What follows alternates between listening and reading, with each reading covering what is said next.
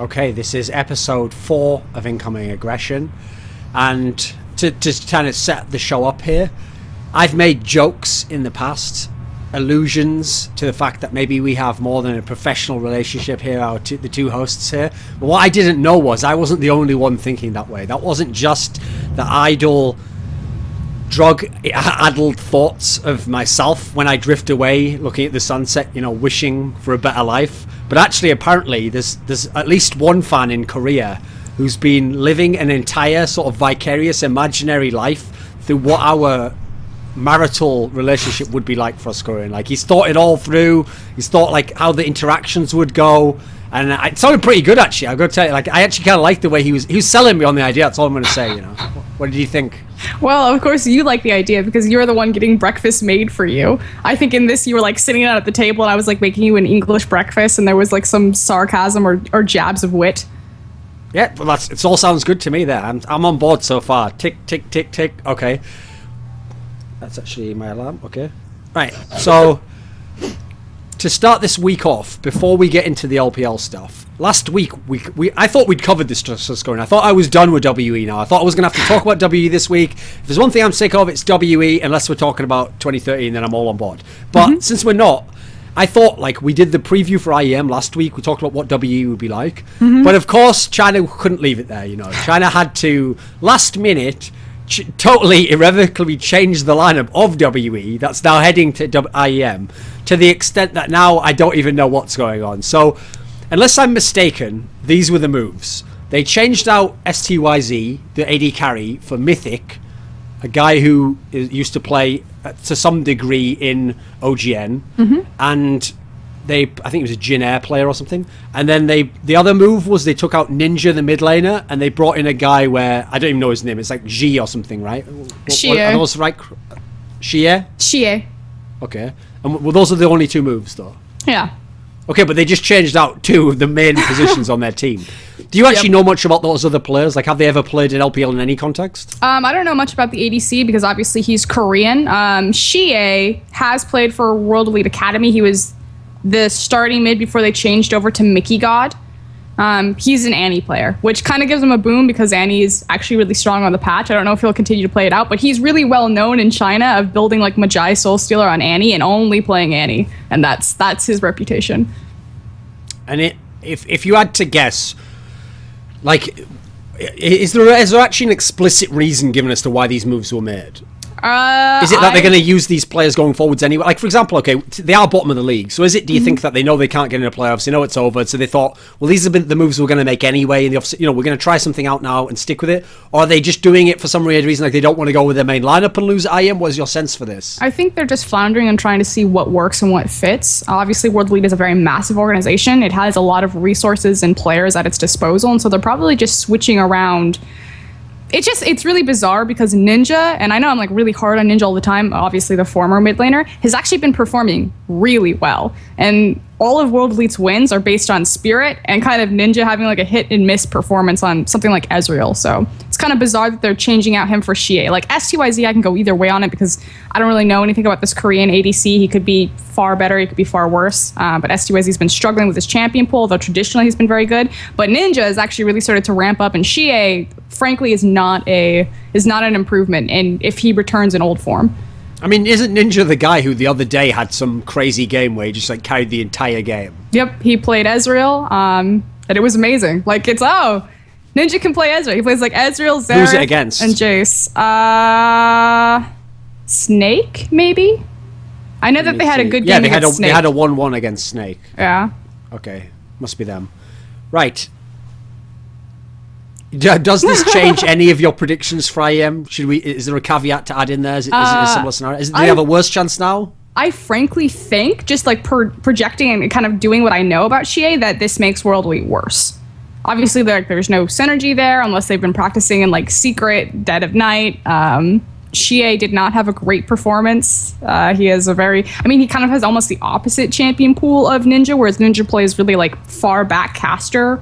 Mage style. Ninja plays more like up in your face, like burst assassin, Syndra, Annie, things like that. But I don't know. I think it's a stupid move.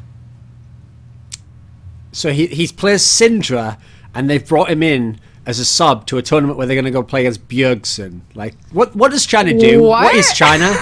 Did you just place Bjergsen's Syndra over China's Syndra? Over a fucking no-name guy who's just been put in line. Okay, yeah, over a no-name guy, that's fine. But China was one of the first regions that prioritized Syndra. It's like their champion. Which players are better then? Bjergsen and Syndra. How about Cool? How about let's take a step back from Cool. Let's go Xiang. Okay, Xiang, he was okay. Okay. Nah, he was pretty good on that one champion. Actually. Yeah, that one champion. They all play Syndra. Like, I think even Xiaowei Xiao has pulled out Syndra in the NALCS just because it's China's champion. Yeah, Xiaowei Xiao, second best mid in NA. After that European guy. So I wonder if there's anyone who's actually from America who's in that list. I don't know. We'll wonder about that another time. So now let's actually get into actual LPL stuff here. So the first team I want to talk about is Starhorn Royal Club. Yay. Now, Starhorn Royal Club's placing depresses the fuck out of me because they're still in 9th place now. But it's not impossible they can get to 8th or 7th or whatever. Last week, they lost 2-0 to LGD, and they lost 2-0 to OMG. Now, we said, unfortunately, they wouldn't have Nami for that week, and they were going to play essentially two of the best teams, and they did just lose every single game. What was actually like the games? Were they competitive? No. Starhorn looks really scattered and just not well, particularly in their mid lane with Korn. I don't know what Korn's deal is, but he's just he's kind of in a slump. Korn's problem, I'll tell you right now, Froskurinn, he has what I call Helios syndrome. And here's what Helios syndrome is, right? Because you're not one of the better players in your team and you play with some really dominant carries, you get kind of forced by the coaching staff and the other players to only play certain things which help basically the carry. Your job is to just sort of be the bitch and just do whatever they say and play whatever they say. And so the whole time, even while you're doing well, you kind of feel like hard done by. Like you feel like I'm not getting the full credit because I just have to play what they say. You know what? I'm being held back. Like we're doing well, but if I was to, put me on a carry champion or put me on a champion I like, and I would show like myself to be really good. Now what happens then is like one of the carries leaves, and you now get the chance to play all those things you wanted to play. But you know what you find out? There was a reason in the first place as to why people were putting you on those champions. You're not actually that good and you're not going to carry. So in the case of Helios, he came to AG and suddenly he wasn't playing with a super good top lane, and suddenly he could do what he wanted, and it wasn't really that great. It wasn't as good as it had been before when he played with much better top players. So in the case of Korn, yeah, everyone used to say like, oh, poor Korn, like he gets forced to play Orianna every game, like they force him on those champions. But actually, it now feels like, no, that's right, actually, force him to go back on them and get us a good early carry. What do you think?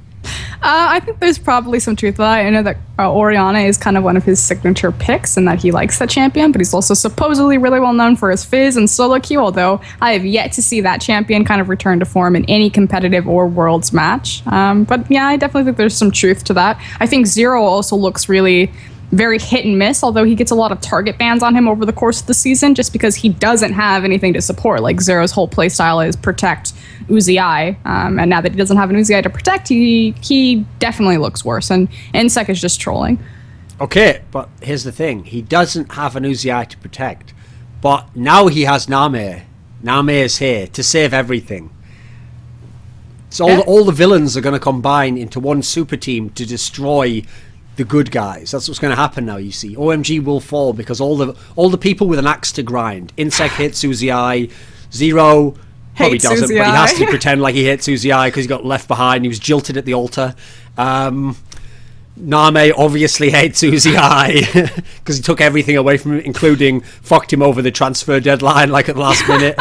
So, in theory, all of them, the only thing they have in common is that they all agree that they hate Uzi. Okay, so I made a tweet along these lines. Like, I imagined that the conversation when Nami arrives at the team house for Starhorn Royal Club would be like, Insec would sort of look at him and he would say, like, I hear you are the one who is here to destroy Uzi. And then Nami would just, like, because he's such a bubbly person, like, he'd just say yes.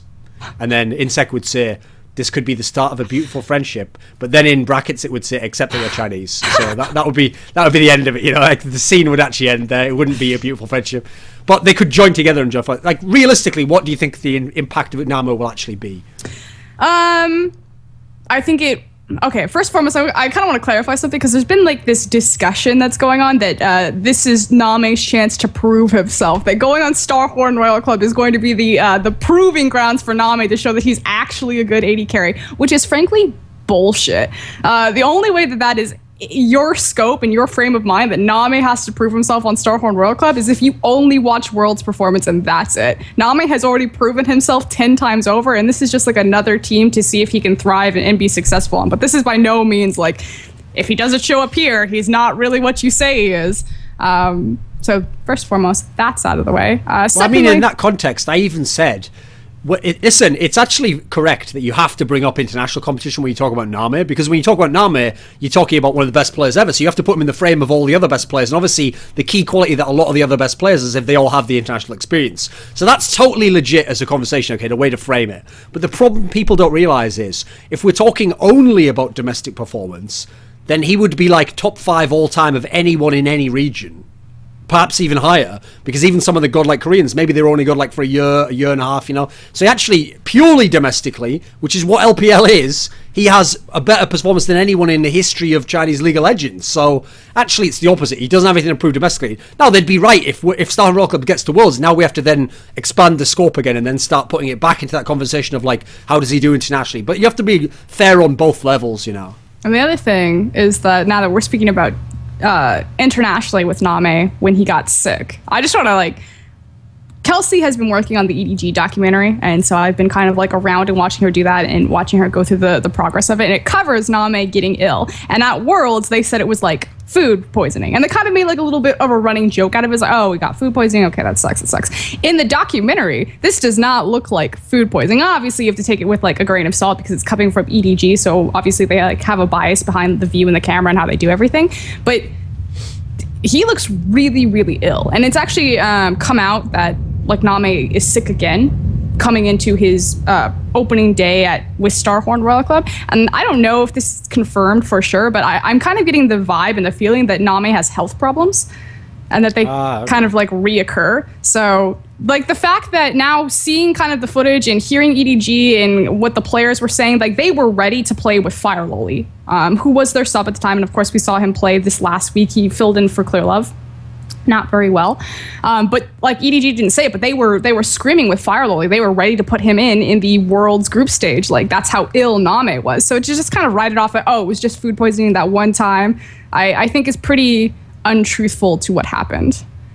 I mean, we will also, the other thing is, an easy way to tell that is if we get to see him again in other worlds. Like if he plays in other worlds and he plays the same way, then we can kind of know, we'll have another reference point to use, you know. Because I'm not going to go either way. That's the thing. When I heard that information, I thought, okay, I'll keep that in the back of my mind. That can be a factor. I don't want to go too far with it because also there's certain sorts of illness where maybe you could still play a decent game of League of Legends for an hour, you know. So I don't want to go too far either way, but I definitely think it's worth bearing in mind, especially because people won't like this. But let's be absolutely honest here, fans. If that was like TSM Bjergsen, and you heard that he had any sort of illness, and then he played a bad game, how do you think people on Reddit till the end of time would refer to that event? I've seen this happen, unfortunately. The worst example is in StarCraft.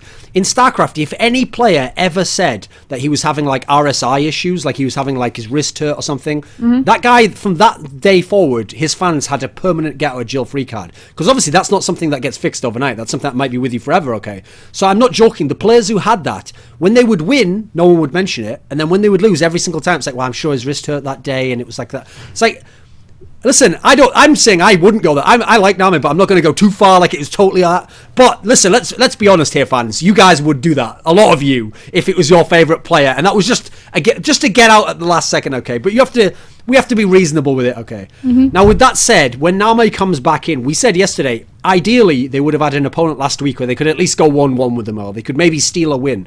But unfortunately, they had almost no chance to, because not only were they playing two of the best teams in the league, but they were playing two of the best AD carries in the league, and they don't have an AD, you know, like the whole thing was almost set up for them to fail. So now that they're in this position where they're in 9th place, and King is in 8th place, and M3 is in 7th place, and you have to get top 8 to actually make it into the playoffs. Yep. How would you assess their chances from right now? We're about just over halfway through. I definitely think it's possible. If Nami doesn't make it, like if he can't get Starhorn Royal Cup into the playoffs, it'll be the first LPL playoffs that Nami hasn't been in. So that's like a big deal. The fact that they just have to beat King and M3, although M3 is looking far better than they have, King is still choking. So I would give it to Starhorn Royal Cup. I definitely think that they can beat out for sure King. So, but how much do you think, like how does their current placing and how does the fact of like having to integrate a new player, does that play much of a factor? I mean, it sounds like you're kind of thinking like of the upside of it. Is there like a big downside where, like, could you see this not working at all? Are they at least going to be like a 7th, 8th team, do you think? I don't want to give them any sort of excuse of new synergy problems because I know that they've been playing with Nami and Scrim, so there shouldn't be any time frame where it's, getting used to each other. Of course, it's like different when you're on the competitive stage and it's a real match versus Scrims. But I mean, like, all of these players majority of these players are veteran players, at least for the big 2 like carry positions. So I mean, I don't want to see Nami come onto his first game and be like, oh, it's the first game, just like shake it off, it's fine, growing pains. Like, I don't want to give them that excuse. I think that they should be ready to go kind of right out the gate. So I've actually noticed something about Nami that I've never heard any of you guys, when you talk about him from China, frame this way, which is that, okay, it's quite a famous thing amongst people who read the Chinese forums that Nami is like really not liked at all. Like, people fucking hate him, they hate his really style of cocky. play. But here's the thing, though, as his personality, that all those qualities of like being a really good player, having that style of play that's like a carry style, being cocky, from my history in esports and life in general, what I've noticed is you can be identically like that, but it tends to just be how people emotionally react to you as a person. Like, if you're one of those players where people love your like Doublelift's a good example, okay, where you can be cocky, but because he has like an element of charisma to it, people like it and they enjoy him being cocky, and it just makes them like him even more, and then if he's a good player on top of it, they're going to like him even more as a result. But if it's the other way around, if you're kind of like, well, a great example modern day would actually be Chaox, where after he left TSM, you saw a lot of fans like turned against him and they didn't like the fact that he was cocky, the fact that he said he was going to be this, that and the other, they really did not like it, even though he was saying similar things. Now he's not that example isn't so great because skill-wise they're not comparable, but in general I've noticed this, like, there's a certain sort of player where even if they are good, which obviously the Chaos one doesn't fit as much there, but even if they are really good, if they come off the wrong way, it's almost like people will totally downplay even the in-game skills. They'll just, how is it possible that China, even to this day, all those people still hate the guy who was winning like every tournament and every LPL? How can that still be? Like, did he not eventually win them over? Culturally, it's really different in the Chinese culture and how they take being like very humble. I know like Wei Xiao, like his whole persona is that he's a very humble, he's a very nice guy, and I have no doubt that he probably is a nice guy, but there were like instances in the past where he would say something kind of condescending or cocky, and it was kind of like the PR would like jump on it and they try to fix everything up. And Nami didn't really have that filter on him when he showed up, and he was definitely like, I'm going to be better than Wei Xiao, and that made people really upset. But just like culturally, even Uzi and Insec, we kind of have this like in the Western frame of mind, it's almost like this clash of titans, like in the locker room and like shit talking each other and they're fighting. But when you see an interview of like Uzi or any of the guys, it's always just very respectful, very complimentary to all the other teams. They don't shit talk at all. It's just very fair game, except for like EDG. They're a little bit of shit talkers, but I guess they had room to. No, that's interesting, because I was going to say, here's the thing, from everything I've seen from Uzi, he always seems cocky as fuck. So I didn't understand but it's different in Chinese interviews? Yeah. Like in all of the Chinese like manufactured stuff, it's always like really toned down. But it's weird because when I was I actually found this really interesting. Like when I was in Shanghai, I would always ask like any Chinese player that I met or anyone who's like involved with League of Legends, I was always ask them like, what do you think of EDG? What do you think of Nami? Do you really like Uzi? Like to try to like boots on the ground, figure out how they felt. And there was always the same phrase repeated back to me. Anytime I asked about Nami, it's he's a bad man. He's bad man or bad man, BM. That's all they say. See, I listen, I don't know why, but I'm already liking him more now, because I've heard the storyline is right. He turned up. He's just a phenomenal guy. Like he shouldn't even have been a great player, but he became a great player through the force of his will, his hard work, his dedication. He cared only about the game, not how he came off. He was just the best. He was prolific in terms of his results. You couldn't deny, unless you were kind of a hater, that his work was just phenomenal. It was prolific. It was breaking numbers. But he didn't have that filter. He didn't have that PR nice guy image to make himself come off a certain way, and so people were just against him from day one. I don't know what it is. I just like the guy. What can I tell you? He sounds like an interesting sort of fella to me. But enough about that. Let's just move on now. So this week, if he's going to have his debut, this is a pretty good week to do it, because he's playing against Gamy and King. Now, Gamtee's one place below Star Royal Club. King is one place above. Are they going to win both games with Nami returning? What do you think? I want to talk about Gamy because I'm actually really excited for Gamy, which I shouldn't be because they're, really low bracket team. Fun fact about Gamy is I learned that their coaching staff, so Gamy has suddenly started to do really well. They split both times with OMG 1-1. They've just been kind of splitting all over the place. I don't think there's been any 2-0s, but where they started out the season, they were just getting kind of trashed on. They've slowly started to kind of rise and make these plays and find their synergy and do like these really cool things. Their coach is the old King coach. So let's just take a minute and just be that team King that everyone hyped up that was winning all of these off season tournaments and everything like that. They replaced that coach. They put it to Gamy, and now suddenly Gamy starts winning and taking all these games off these really good teams and are slowly climbing. King got a Korean coach. That's who they replaced this guy with. And now King is in the shitter. They're just going straight down. The draft phase is awful. Their compositions are awful. They're not finding any sort of play anywhere. So just want to step back. Chinese coach making everyone rise up. Korean coach putting everyone down. Here's a strange fact for you about Gamy. They've only won one set this season, okay, but they've drawn the most sets of anyone in the whole league. They've drawn 8 sets. Does that tell us anything about them as a team?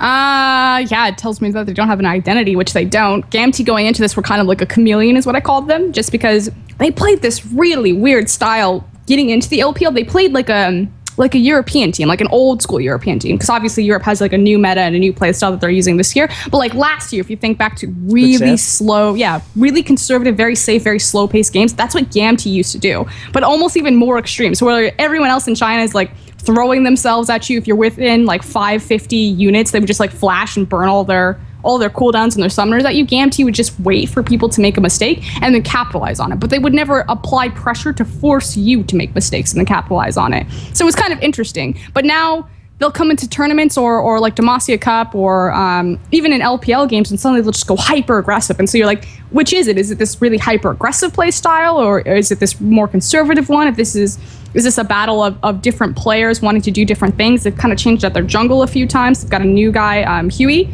I think is how you say his name. He's been performing really well. Every time the camera's on him, he's always smiling. He's all the time. So that was Gamy. Now, who's actually going to win that game, Froskurinn? Starhorn Royal Club versus Gamy. I want Starhorn Royal Club to win it. I think they're going to win it because I think Nami and Zero should be one of the best spot lanes LPL has ever seen. What about King? Now it sounded like what's happened is the reason why you've been looking so furiously around LPL, searching for a reason, is you finally found the reason why you can hop off that King bandwagon, haven't you? You just jumped off, you did a roll, you safely jumped off the bandwagon, and now it's good, right? You're just letting that bandwagon go over the cliff and it's all right, yeah? I was looking through the notes, I was it's got to be something with the support staff, it's the coach, this is fine, eject. I still really like King's bot lane. I think that Sky has been exposed. I think that MLXG has been exposed. Particularly their jungler MLXG is just playing awful. He has a really small champion pool, so I'm ready to let King go. Sorry.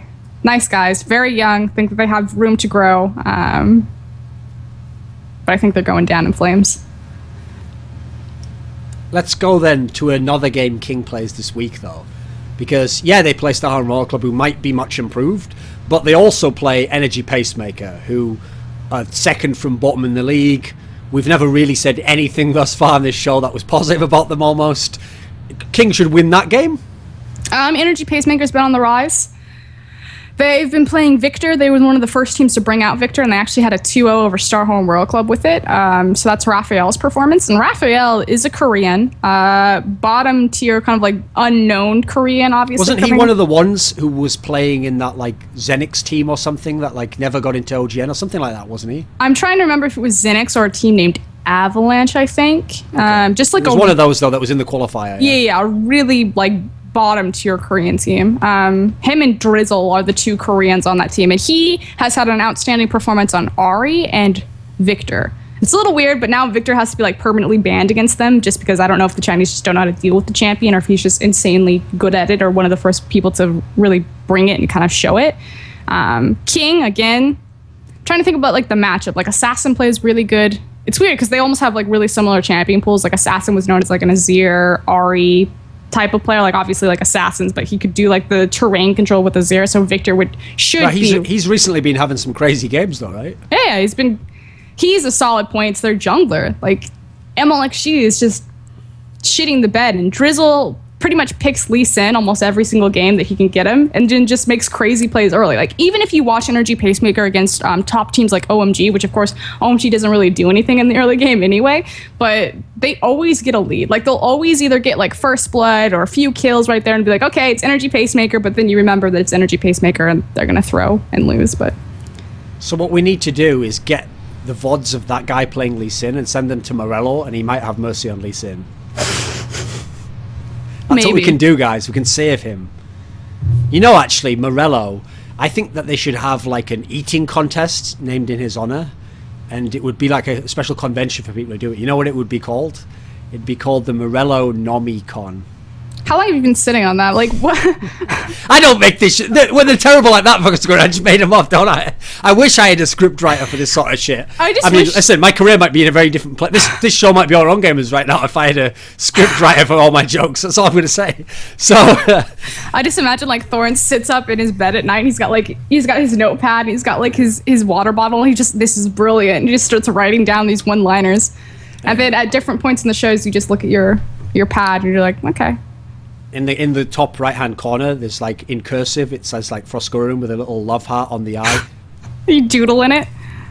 Anyway, so King plays Energy Pacemaker. Now you just simultaneously did the same thing again there, where you said you haven't entirely lost faith in King, but that Energy Pacemaker is much improved. So who actually wins it though?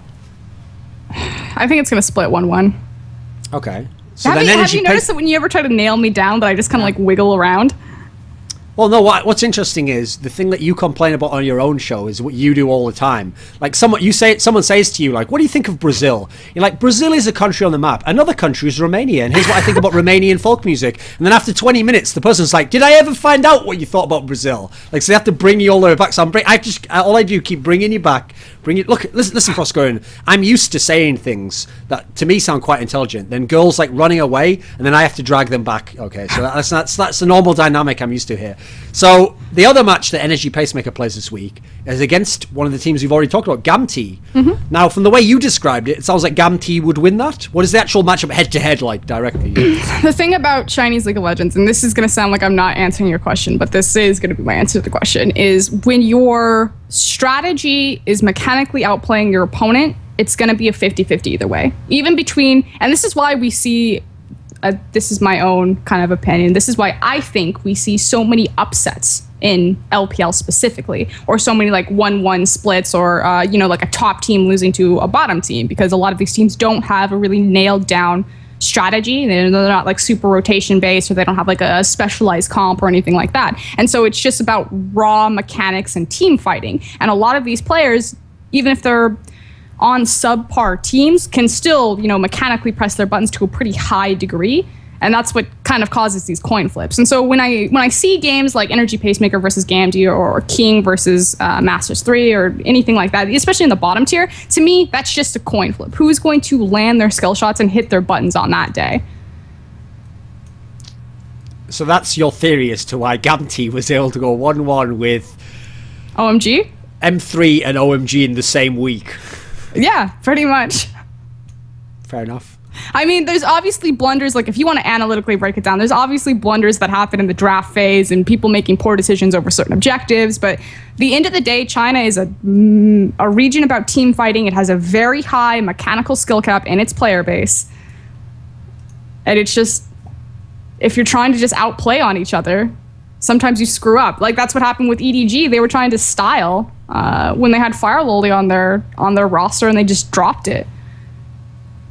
So if we go beyond this then, Energy Pacemaker Gamy, did you ever give me an actual win there? You said like, well, yeah, 50-50s and they tend to split. And is that going to be another 50-50 then? Are we splitting it? I think Gamy will take a game off of Energy Pacemaker, or it'll go 2-0 to Gamy. I give the edge to Gamy because I think they're stronger, even though I just kind of like dumped on China's strategy. I think they're stronger strategically, and I think they're stronger players individually in like across roles. I think Tail is actually a really good AD carry. Kane, not really high on him. Here's an interesting little rant for you, Froskurinn, because it's a point that no one ever brings up, which is that a general problem. Here's something people probably don't know, but part of the reason why when I make predictions I'm quite bold with them is because if my analysis of the situation is I really do think one team's going to stomp the other, and even my intuitive kind of gut feeling tells me like I think it's going to be a heavy victory for them, then I will just go with that as the prediction, is a heavy victory. But what I've noticed is in general, people who are analysts or casters, and when they try to predict, they always try to soften it, okay? And they always say, like, oh, it's maybe it's 60-40 to this one team, or if it's like a best of 5, they'll be like, oh, I think it'll be like 3-1 to this team. What they don't realize is, if you say a game's going to be 60-40, then yes, if it is close, it's not as big a problem, right? Whereas if you said it was going to be a stomp and it was close, then it looks like you're really wrong. The problem is, there's a chauvinism towards close games, where if it's a close game, let's go the other way. Let's say you predict it'll be a close game, like, oh, it'll be like 60-40 to one team. Then when it's a mega stomp, no one ever says, but you only predicted it'd be close. You never said it'd be mega, because there's nothing kind of like ballsy about saying it'll be close. Whereas if I say it'll be a stomp and it's close, people go, I see, you were wrong. No, I'm equally as wrong as the other person, actually. And so in series, whenever an analyst says, oh, it'll be 3-1, well, actually, when it's 3-0, you should be calling that analyst out the same way you would call me out if I said it would be like a Samsung Blue 3-0 stomp and KTA and Kakao has to become a streamer, or whatever the legendary status that I actually said was.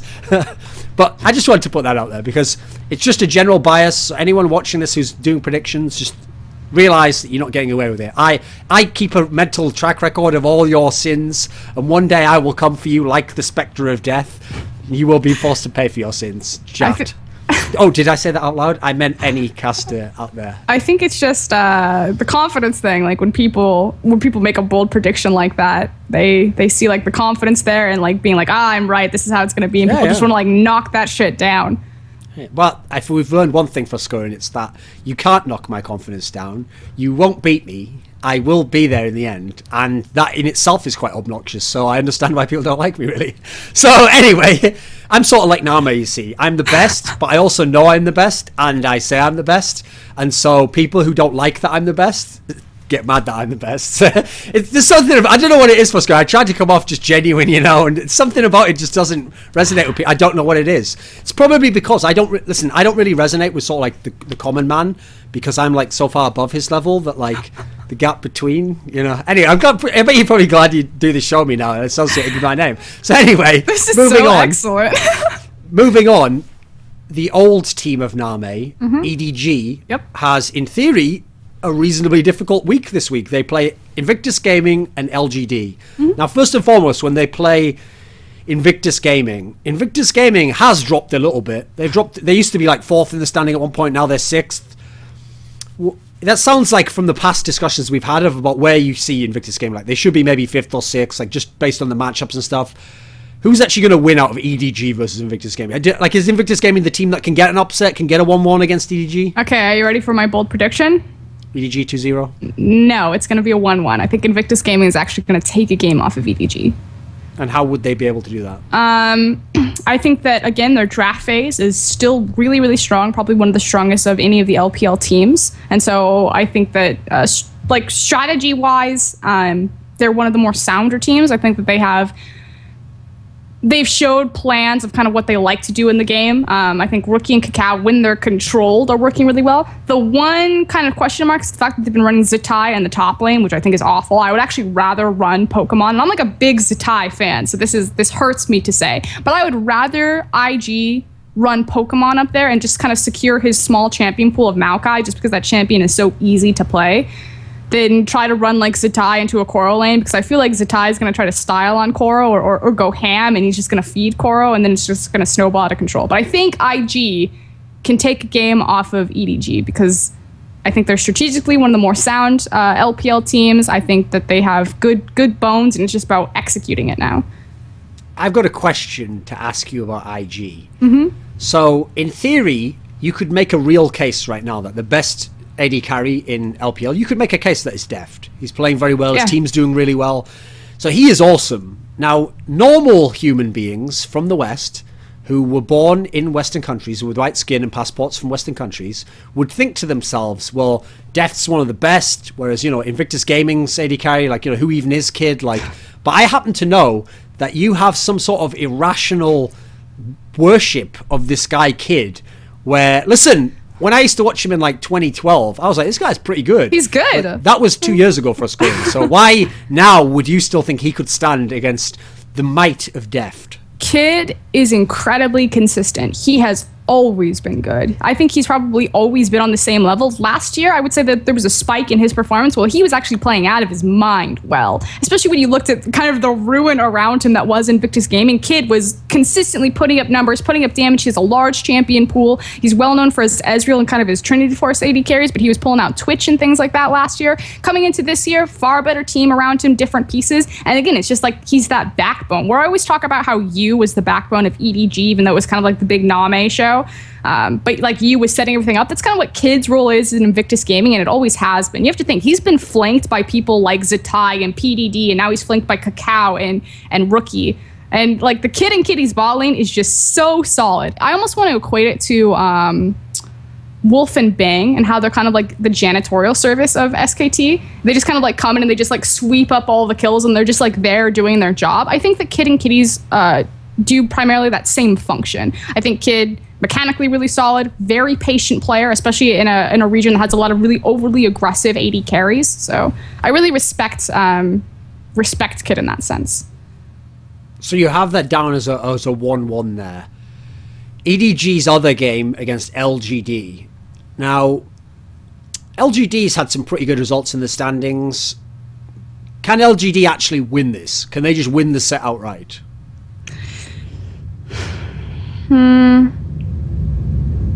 If they don't play Callista, if they play, they have to get Vi too. That's the other thing. There's so many. I think there's more limiting factors on LGD in their jungle position than there is on EDG. Like, so this is the Clear Love versus Plus, Twin. they're facing one of the best junglers of all time. The best jungler of all time. Okay.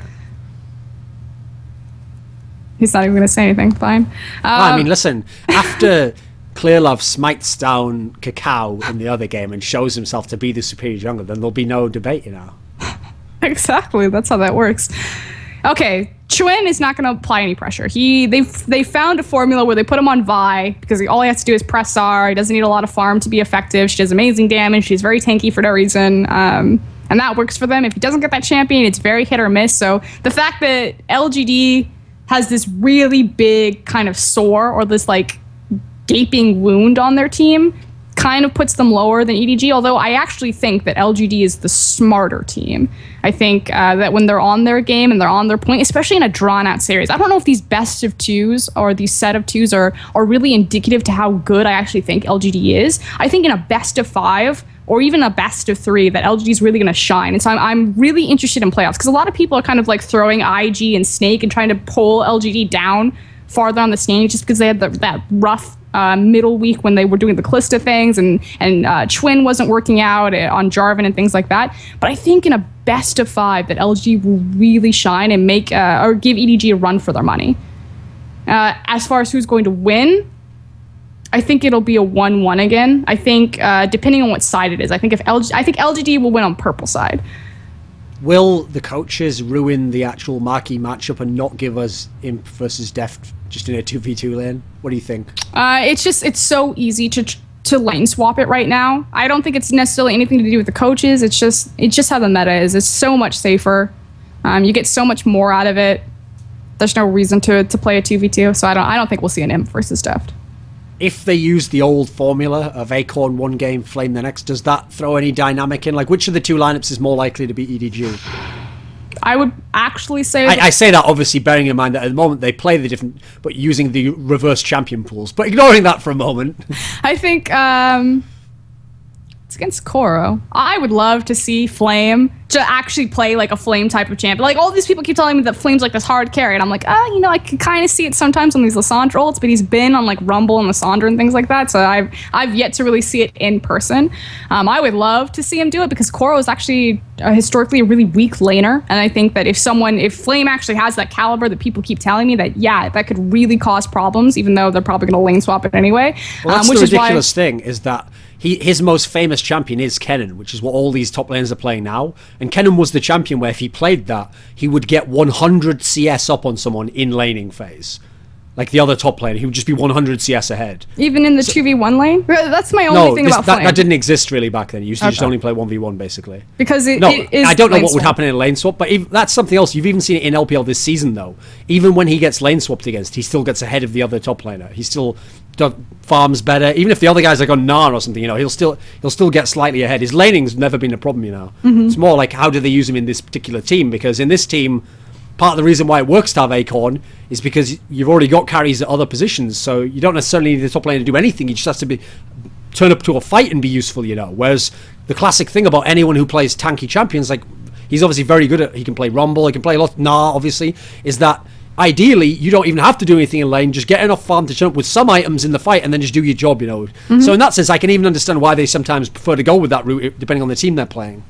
No, I agree. It's just how the meta is, and kind of gets sucked that Flame doesn't get to play his Kennen in the 1v1. I still think that Acorn, because like all the reason that you just said, that Acorn's the better and stronger piece for LGD, just because I think he does it a little bit better than Flame. It's okay. The universe takes one thing away from me, Froskurinn, but it gives another thing. So it says that you can't watch Flame play every week and play all these games, But I tell you what we'll give you.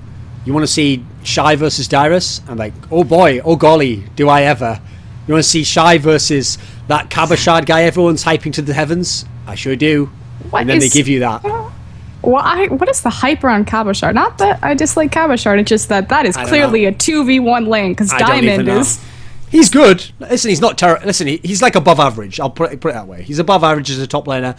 But in a universe that has, like, Duke, Flame, Going, he's not in that category, He also has Diamond, his personal assistant. He has the sick jungler, The same reason why I always put you guys in line when you guys get out of pocket and you start talking all that crazy buku mad shit about Going. I just point out this one point to you, Froskurinn. I just say to you this, that I had to tell Papa Smithy this. So if we take the best top laners of all time, we're going to go Flame, Shy, Reapered, Macnoon, Going. And now those five, you can look and go, oh, well, I can see I could have a debate amongst, is this guy better than this guy? Does this guy match up in this skill? When you just look at them in isolation, it's quite an interesting debate. But then you just say, well, who were their junglers? And then you go, right, Reaper's jungler was Helios. Flame's jungler was Helios. Shy's jungler was Cloud Templar.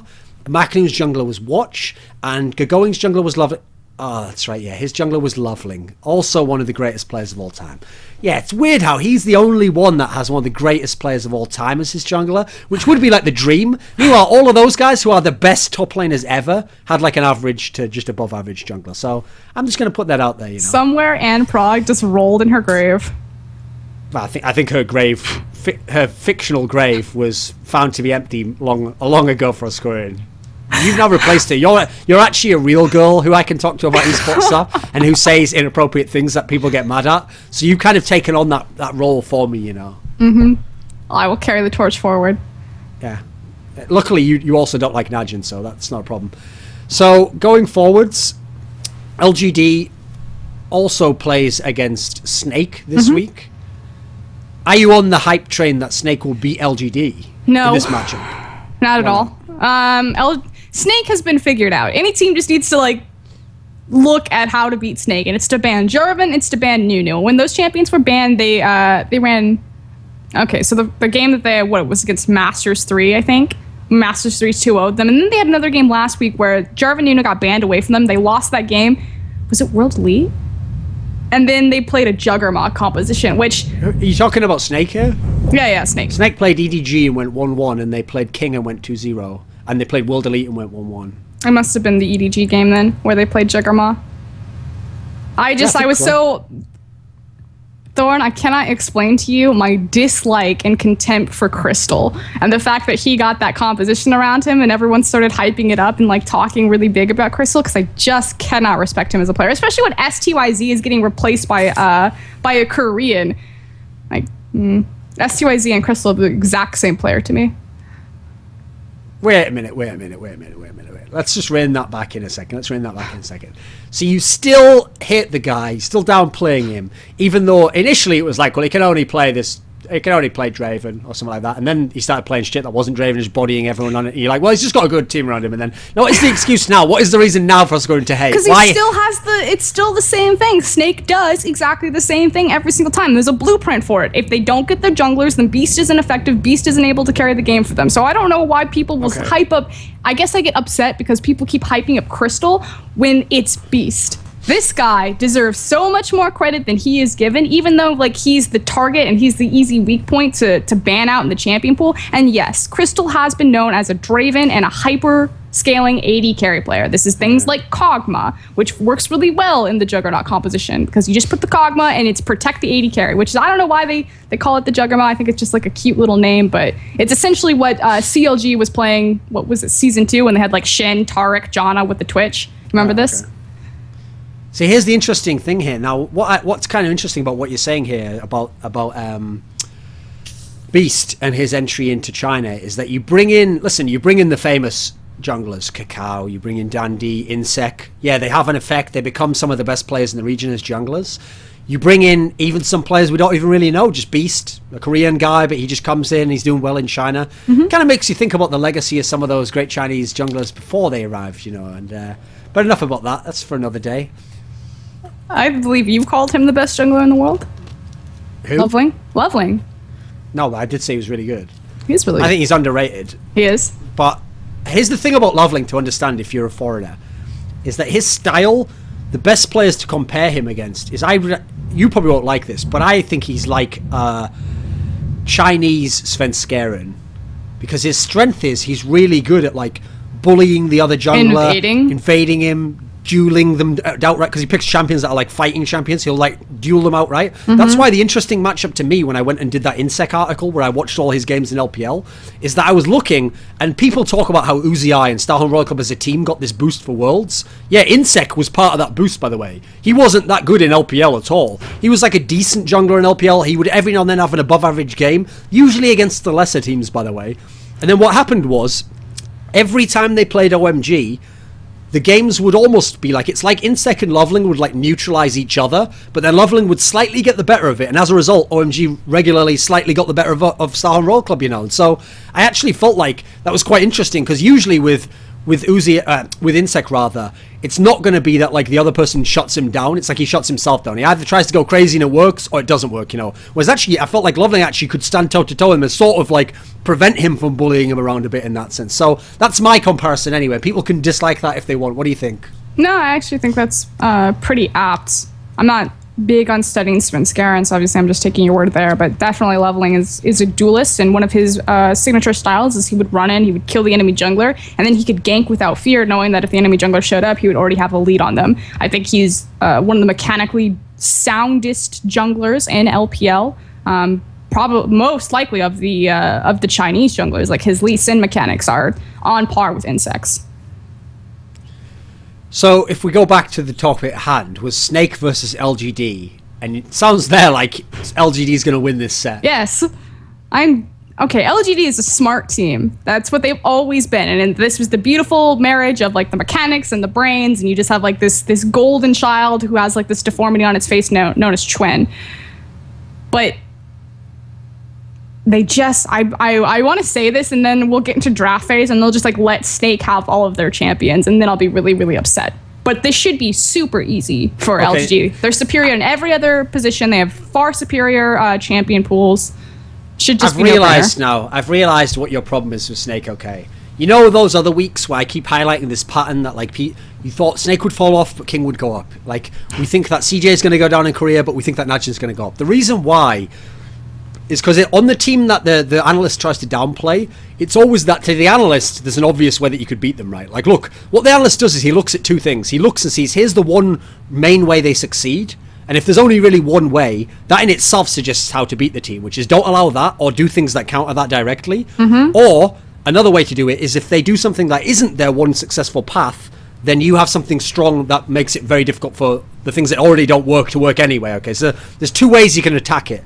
Now, the reason the analysts always get confused and always keep betting on doubling down on the team to fall off when they don't, is that other teams don't seem to give a fuck about that. Like, in general, in League of Legends, I've noticed, in competitive League of Legends, teams in general don't actually play their style to shut the enemy down. They try to get things that are strong for them, and then just play out the game. So, unfortunately, if you have a team where you told them beforehand, like, just take these champions away and do this, they'd be like, yeah, that's great, but we're not going to do that because we want these champions, and we want to do this instead, and we think we'll win anyway. You know, I mean, they're not focused around just shutting that team down in that sense. Have there been any good examples this season of teams who did have the approach that you want and you think would just shut Snake down? Masters 3.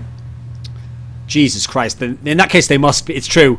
You're absolutely right. It's easy to shut them down. It's game over. If Masters 3 can do it, come on. That was true. Like, that's when I finally saw Masters 3 come out with those bans, and people have said, I don't know if this is true, confirm or deny, Dade was a big part of Samsung Blue's pick ban phase. Is this true?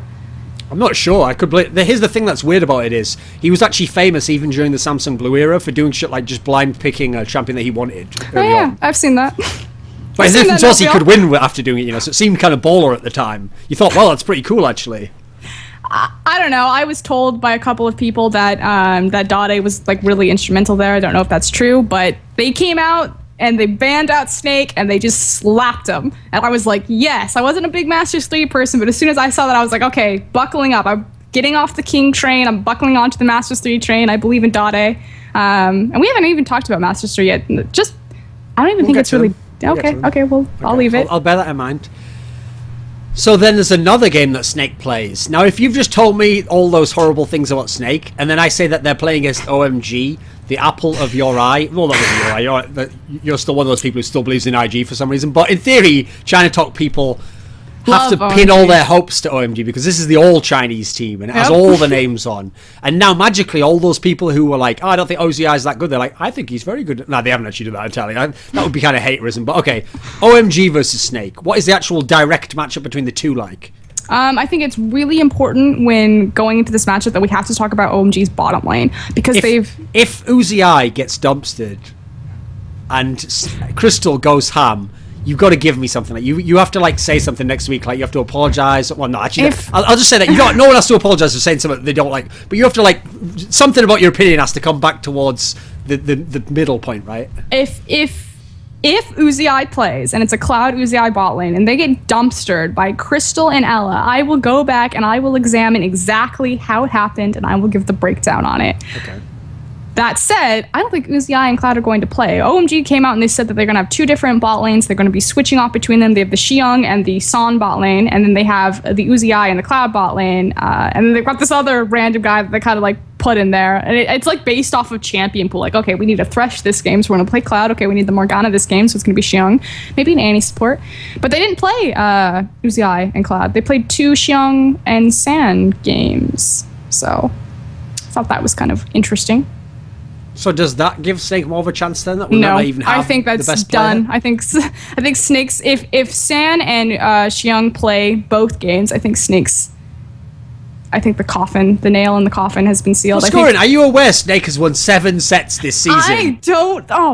Snake just, okay, you're right. I'll think about it from a team's perspective. What does OMG like to do when they play with San? They've lost 1 set in the whole season. They've played 14 sets and they've lost 1.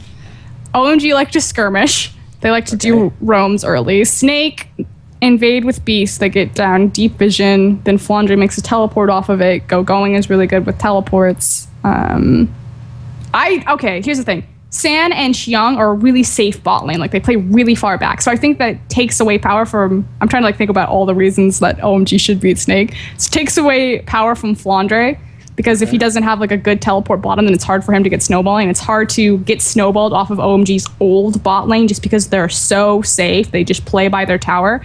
And Xiong's a big Morgana player, and obviously trying to gank a Morgana lane is really hard. If they play against Uzi, then I think, Snake has a definite chance there because Uzi plays really far forward. Flandre could get a really good gank on him. Uzi tilts. Flandre, a.k.a. Chinese Cabochard. Oh, wow. Yeah, all that plays a really good jungler who's having a breakout season. Everyone hypes him as like, oh, it's fucking amazing. He's doing this, not the other. Like, is he though? Is he really? Or does he just play Rumble every now and then and kick someone's head in? He's like, The thing about the difference is that he's known as these weird picks. Like, he was a Fizz top player. He has all these weird champions. And then he comes into LPL. He's like, nope, just meta. Gonna play Rumble. It's gonna be fine. Gonna play more like Morgana top. And he just wrecks on it. Yeah, he's had some good games. He's had some great games. So now that we've done Snake, there's one team. I didn't say who was going to win. Oh, who's going to win then? OMG's going to 2-0 Snake. Yeah, well, we know that. We already knew that one. That was no surprise to anyone at that point. So, M3. Yes. Who's the team? Here's the one team where you started off, they were at the rock bottom. Their stock was worth nothing. Yep. It's gradually increasing in value, They're now 7th in the league. Yep. Like, actually, they have as many. Think about this. M3 have as many sets won as Vici Gaming have. They've both won 4 sets overall in the season. Last week, they tied King 1-1. They beat WE. Not really a big deal. They went 1-1 with Gamty. Where do you see M3 at right now? Are they going to keep going up? Are they going to keep climbing the table? The one down part against M3 is that I think that they're AD carry. This is why I actually secretly love M3. Because obviously you've got Dade and Looper, and everyone wants to talk about Dade and Looper, but I don't think that those two players have anything to do with M3's success. And this makes me excited because I'm like, oh, you mean it's those no-name Chinese players that are carrying Dade and Looper right now? Let's talk about Candy and Love CD, that bot lane. Candy plays the best Kalista in LPL. I dare anyone to challenge that. Like, you could go to Uzi, you could go to Imp. No. This guy named Candy, this no-name AD carry player, last year was just last year, mediocre AD carry player. Put this guy on Kalista this year, it's amazing. He had a great performance. Problem is, he plays Kalista, he plays Corki, you ban those champions out, or he doesn't get them, he falls off. So what happens if you do that? Then M3 lose, yeah, pretty much. But do other teams actually seem to have picked up on that pattern? Well, no one's picked up on Snake's pattern, so I doubt it. No, one team did. They first picked Corki, they banned Kalista, and M3 dropped. I think it was Gamty. Okay. So, if M3 play against OMG, what happens there? M3 play against OMG? Yeah. I think the would go wrecked. No, let's think about it. Loveling versus Condi. Condi's kind of like a breakout. I don't know if I think he's Chinese. He has to be Chinese, obviously, because they have Blooper and Dade, but I'd never heard of him before. But he has had great performance, but he's playing Rek'Sai, so I don't know if it's actually him or he's just buffed by this champion. Dade is playing in a really unique way to M3. I almost feel, what did Kelsey and I had an interesting discussion about this, whereas Samsung Blue, Dade would Samsung Blue would kind of set Dade up if you think about using that ult at the perfect time with these cooldowns at the precise moment for the maximum efficiency and just these devastating Yasuo ults. So you think about that. I think it's almost the opposite with M3. They don't set up Dade. Dade sets up M3 by applying map pressure or making different rotations to allow his team to succeed as opposed to allowing Dade to succeed. So his actual champion pool seems really funky. Okay, yeah, he plays his Zed, which he's really famous for. But he seems to be one of those people who's obsessed with getting a Azir every time it's up. Yep. I'm not sure why either. He's had maybe 2 good games or 1 good game on it, but he seems obsessed with that champion for some reason. Azir and Xerath, but maybe they're just fun for him to play. He looks a little bit more lively when he's playing Azir. I'll say that. Otherwise, he looks a little tuned out. So it sounded to me like you were talking yourself into a world in which M3 could win a game against OMG. I would like to believe that M3 could do it, because I think that they're really unique in kind of their play style and how they play around each other. And I think out of all of the teams that have hybrid rosters right now, M3 have actually kind of figured it out the best. And I think that's why we suddenly see them shift and start winning these games. Wait a minute. Oh yeah, are you trying to imply that M3 have figured out a hybrid roster better than EDG, LGD? They're pretty good teams, right? EDG, I'll give you. LGD, I don't want to give you. I don't think LGD have really figured out how to use their resources efficiently, especially when you think about their champion pools, which we've had this conspiracy that they're just allowing Acorn and Flame to fight over their uncomfort zones. But as far as understanding your hybrid roster, what are the strengths and weaknesses of each player, how to play your game, understanding your win conditions, if you will, I think M3 have figured it out, and I think that's what's kind of like turned their season around, especially from the beginning, because they look like night and day different. Whereas like LGD, they've looked effectively the same. Like they've slightly gotten a little bit better, but there's not been a huge drastic change. Whereas M3 have definitely like revamped everything. I mean, basically, when Acorn and Flame, it was announced that they were both going to play for the same team, because Acorn obviously was initially signed by LGD during all the initial exodus, and then at the last minute, Flame was announced that he'd been signed as well. When I heard, okay, they're actually going to try like swapping them in and out, I thought that's fine, because I thought to myself that what happened was it was sort of like one of those Saw challenges, you know, from the Saw movies, that like Flame wakes up one day, Flame and Acorn wake up, like when Flame arrives at the house, they have like a special meal to welcome him, and they tell him to drink this special broth, and then Acorn drinks some as well. And they say like, this is, you know, this will bring you good luck and it'll bring you good health. And when they drink it, suddenly they get sleepy, and the scene sort of like fades out and the camera gets waxy. Then when they come to, they wake up and they're trapped in a cell.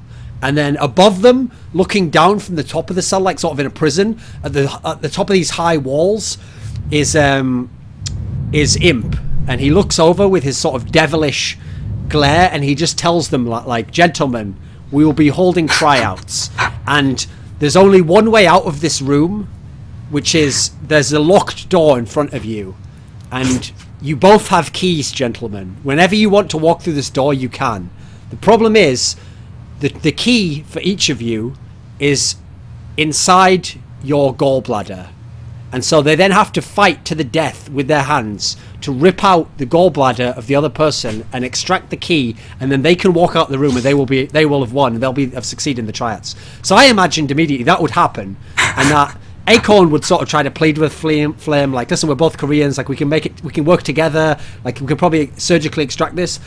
Flame would just kill him. There'd just be all this horrific screaming, you know, and then Flame would just walk out. He'd had his perfect coiffed hair wouldn't even have moved at all, and he would just like sort of in a kung fu movie, he would just wipe off a little fleck of blood from the edge of his cheek and then just walk out with the like, where's my seat, you know, like that. And that's the way the scene would go there. Okay, so anyway, that was a bit of a digression there. Back on topic.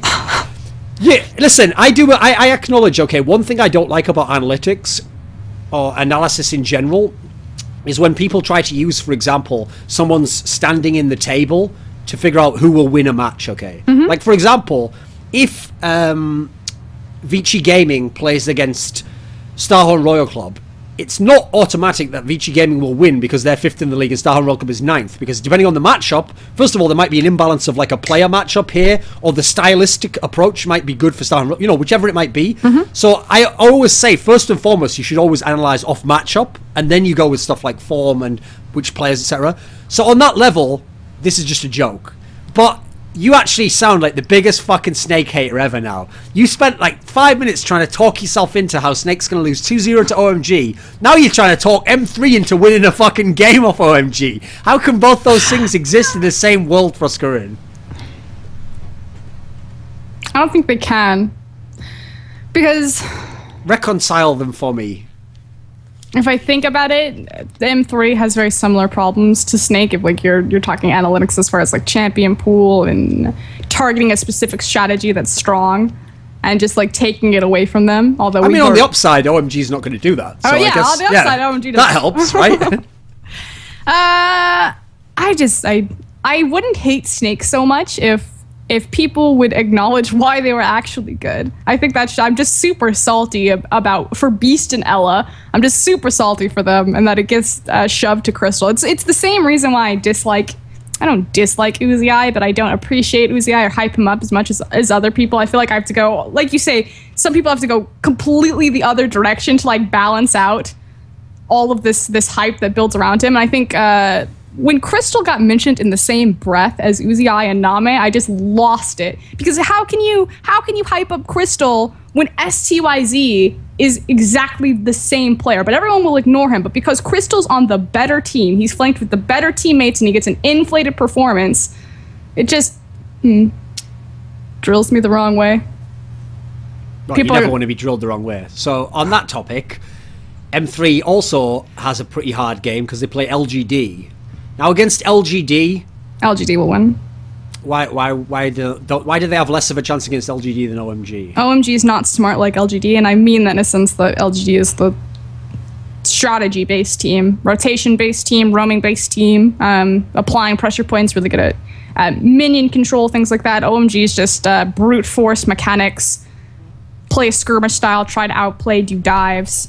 So it's like mechanics versus strategy, even though both of them have like a similar mix of both. M3 should not be able to get away with anything against a team like LGD. They should be too smart. Last week, I think it was last week, I asked you, I can't remember, I'm getting confused as to whether I asked you this or Papa Smithy this, but I think I asked you, if you have this triple threat approach for OMG, you have Going, Cool, and Uzi. Now listen, Uzi is not playing in these games now, but imagining he was, in theory, if you had to pick one of the three to kind of not be that much of a carry threat and let the other two be the carries and he'll be kind of like a hybrid, which of the three you would pick? Unless I'm totally misremembering this, I think you said Going last time, okay. How do you think Cool has actually performed over the season?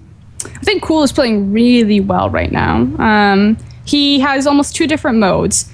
When they were learning and experimenting with how to play with Uzi, Cool was actually a big hard initiator for them, where he would go in almost prematurely and get the team to blow the cooldowns, and then you suddenly see like OMG do their classic. I've had a lot of those problems in my own life. I've been a big hard initiator. I've gone in prematurely. I've blown all the cooldowns, and then everyone's like, "Whatever, I wasn't. You didn't wait for me." So, anyway, sorry. Keep going.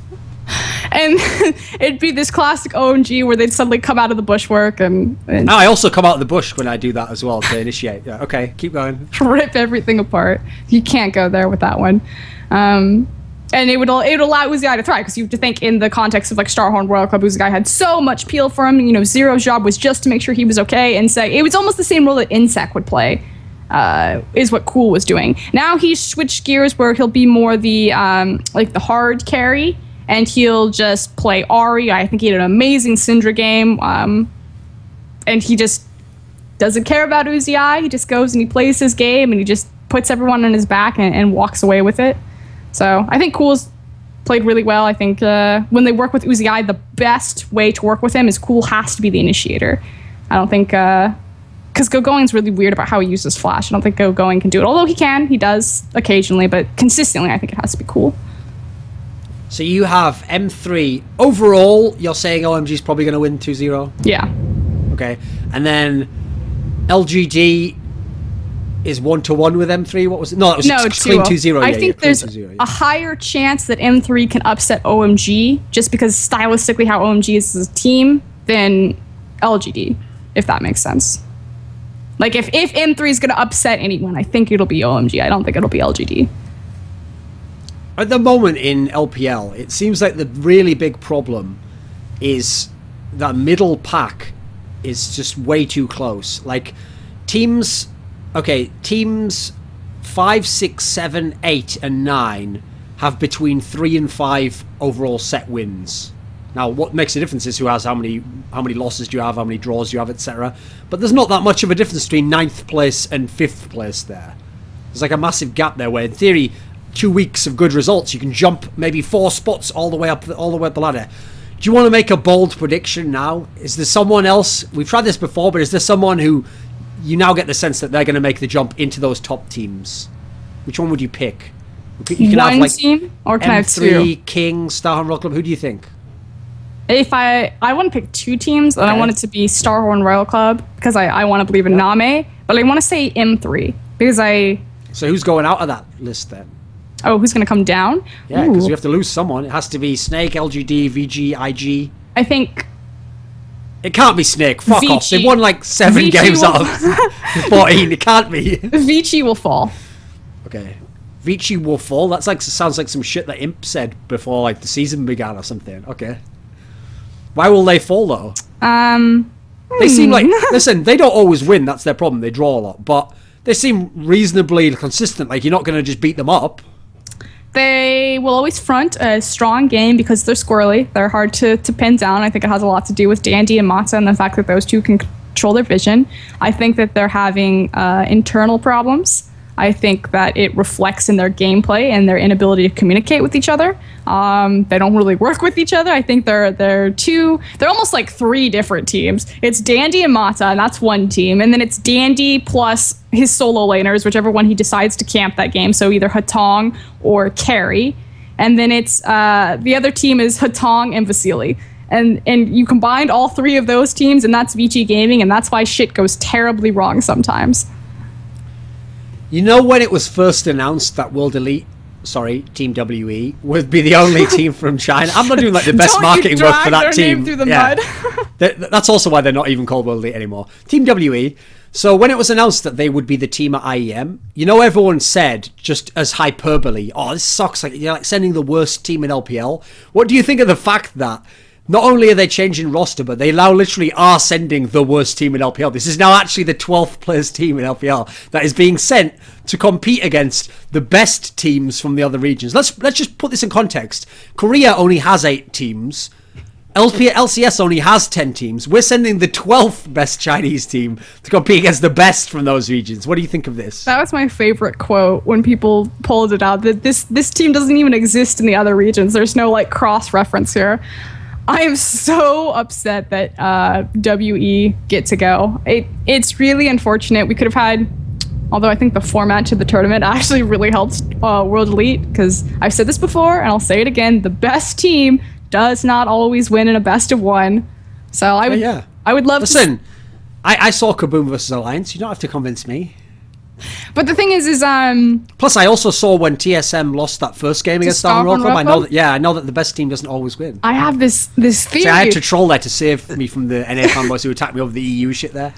Okay, I have this theory, Thorin, that if World's group stage was a set of 2 instead of obviously they played 2 games, but they were on different days. If they'd played those 2 games back to back, I have this theory that TSM would have lost 2-0. But they would have beaten SK 2-0 also, so we'll give them that. Okay, we'll give them that. Because they wouldn't have had Svenskeren for that set, so we'll give them that.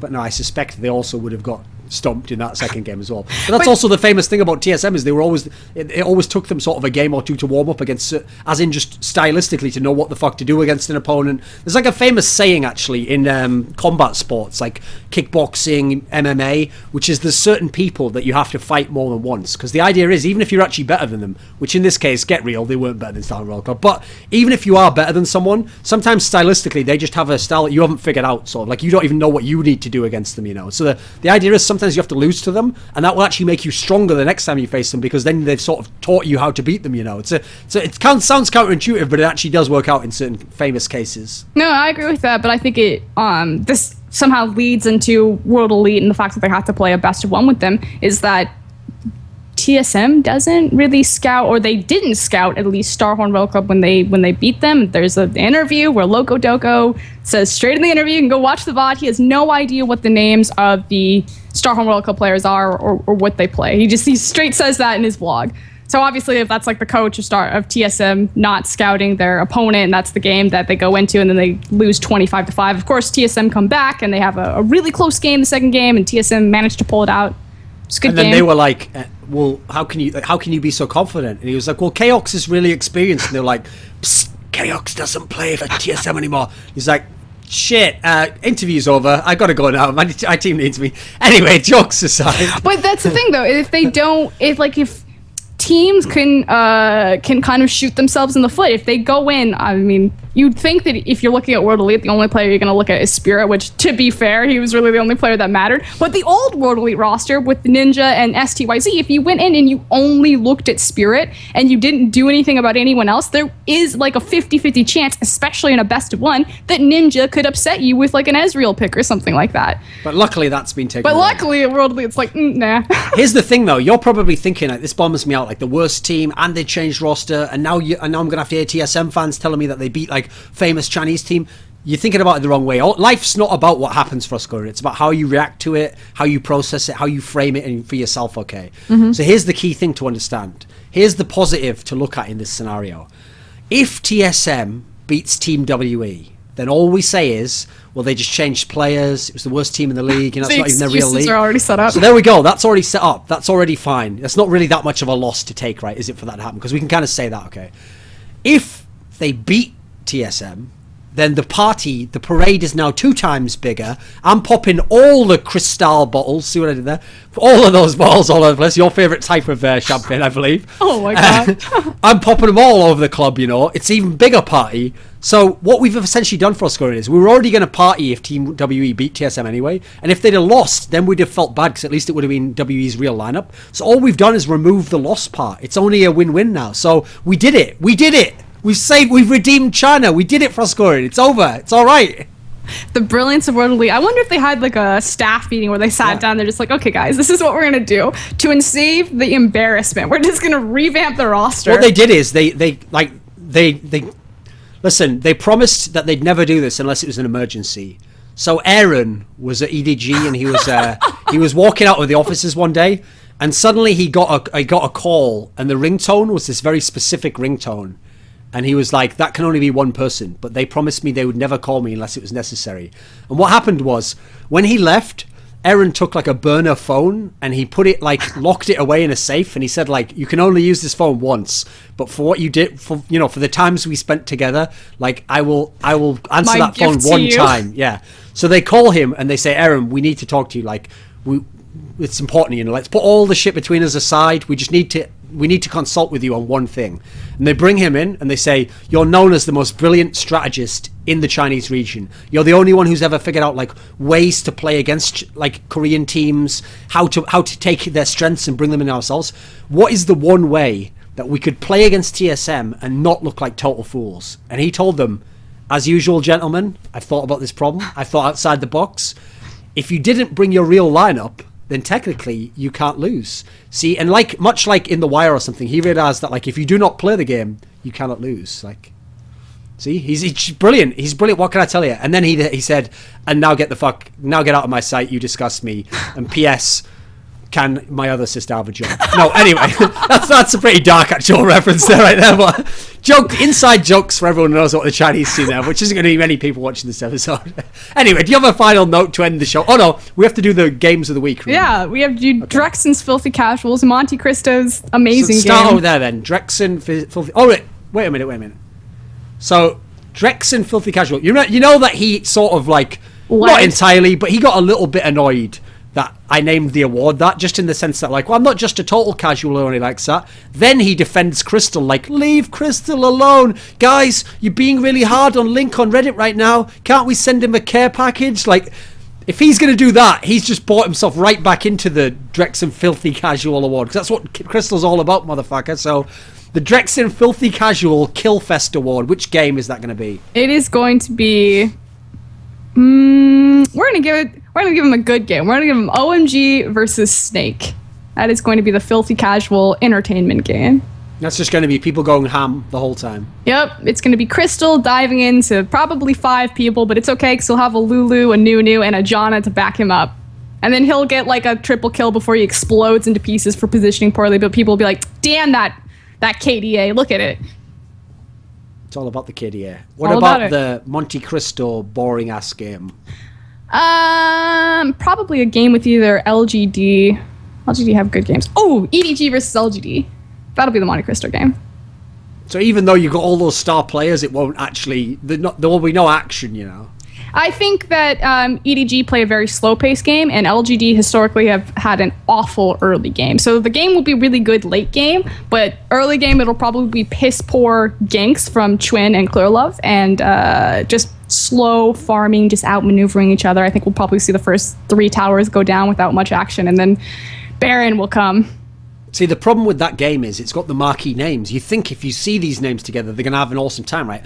My analogy I would give would be, it was like when Tom Cruise was married to Nicole Kidman. Both were these huge stars, they're both sex symbols of their own genders. And so you would imagine, like, wow, they must have had like a really passionate relationship. But apparently, the problem, the rumors say, was that they weren't fucking. There was no action, okay? Now, I won't speculate as to why that actually was in that particular case, because my lawyers have informed me that certain organizations have very far legal reach and can actually destroy your whole career. Mm-hmm. So I will talk shit on TSM, but I won't talk shit on Scientology. So I won't go into why they might not have been doing that. That's the marquee analogy there. So who is the third game, Froskurinn? Who is the game that's just your pick? And it can be one of the ones we've already mentioned, by the way. Which would just be your pick for the week? I want to see Masters 3 versus OMG because I think that game will solidify if Masters 3 is actually ramping up or if they just got lucky. Where have we come from that you've just picked Masters 3 game as like the one you're looking forward to the most in this week? Because I'm curious. Like when I watch the games, just because there's so many games, it can go either way, and there's a lot of really good games this week, especially because World Elite's not playing because they're at IEM, so we don't have to watch that. But it's like, what's the most meaningful game to me? And right now, I just have this giant question mark over Masters 3. Like I want to believe in the hype and I want to get behind them because I see some really amazing things from them, and then I just see some really awful decision making. And this game is like the true test. I mean, they're facing OMG. OMG have very clear weaknesses. So is this a support staff that's making Masters 3 make these correct decisions? Is this the players finally showing up? Did Dade just like come out of his hyperbolic time chamber and just decide that he wants to play? Or did Candy over the off season just start 1v1ing Uzi and Nami every single day? I don't know, but this game will be like, if Masters 3 just get crushed, it's like, okay, that was just luck. But if they're able to play a close game, if they even take a game, then it's like, okay, we have a contender, a new challenger approaches. Okay, well, we don't have any snazzy outro. That's the end of the episode.